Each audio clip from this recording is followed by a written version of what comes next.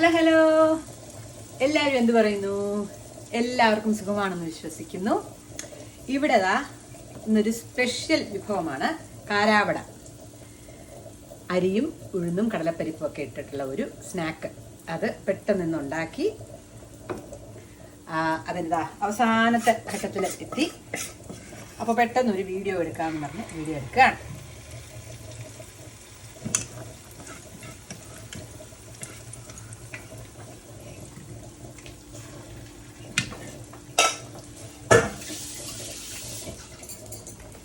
നമുക്ക് കാരാവട എങ്ങനെയുണ്ടെന്ന് നോക്കാം.